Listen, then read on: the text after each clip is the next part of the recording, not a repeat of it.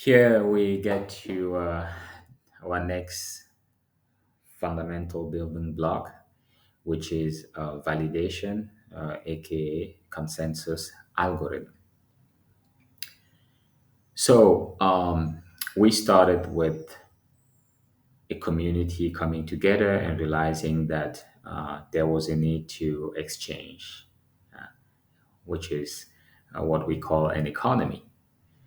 And in order to uh, make that happen, they realized that they needed to figure out a unit of measure, which translate into a unit of value.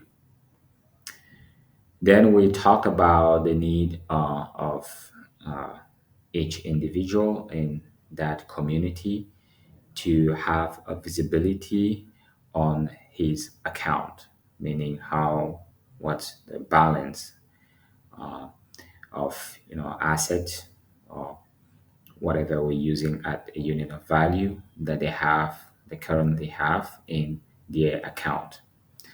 That's how we introduce the concept of a digital wallet that comes with a public and a private key.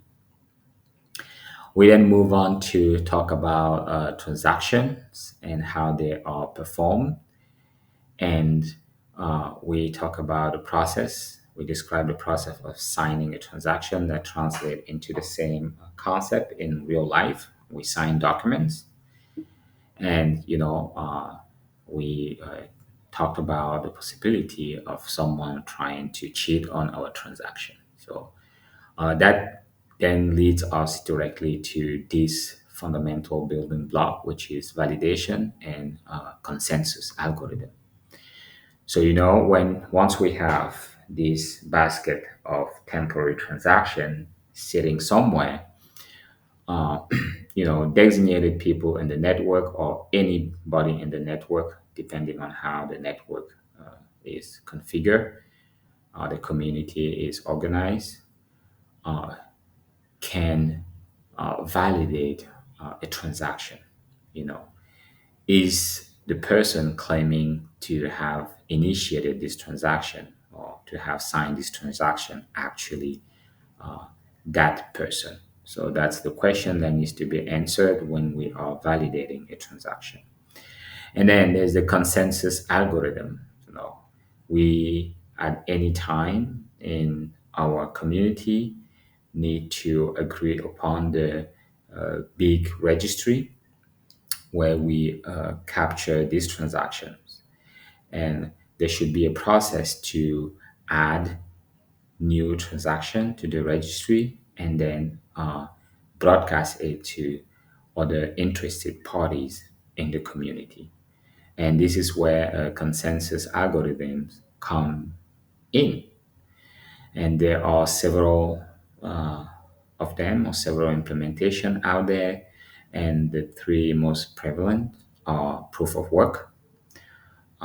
Then we have consensus algorithm in such as proof of stake, and lastly, proof of reputation.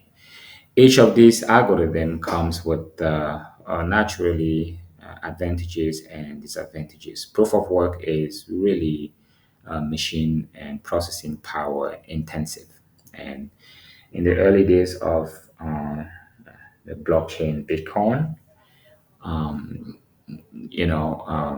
a lot of people complained or highlighted the fact that Bitcoin was too required a lot of computing power. And actually, in my memory, I remind reading about mining facilities. By mining facilities, I just mean those in the Bitcoin blockchain network who validate transactions. Um, I heard about mining facilities burned down in Sweden or in that top part, cold part of the world, and yeah, so that's basically the main disadvantage of proof of work. It's really machine intensive. Proof of stake. you know, kind of comes with a different paradigm. It pushes the validation. It remove the center of control. So with proof of work, we have machine taking control of the validation process. With proof of stake, we have people put at the center of the validation process. As its name indicates, you have a stake. So you it's as if you are putting down a caution as a validator, uh, and you have a stake, you have something to lose or you have something to gain. So if you provide false information, your reputation is badly affected. Proof of stake, of course, is better in terms of energy or processing power because it's spread across the network, people, and but it definitely comes with some disadvantages.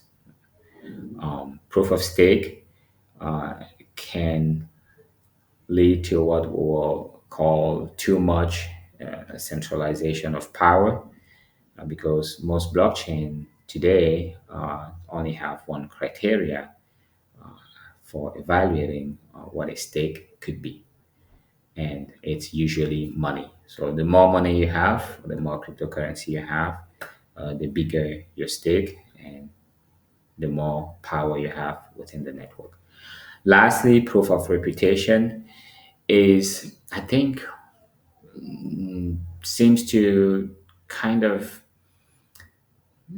be somewhat of a compromise in a sense that we are focusing on someone doing someone's contribution in the network. Proof of reputation can include portion of like material and also knowledge contribution, and and I think that's the one that we might be looking into in our local context.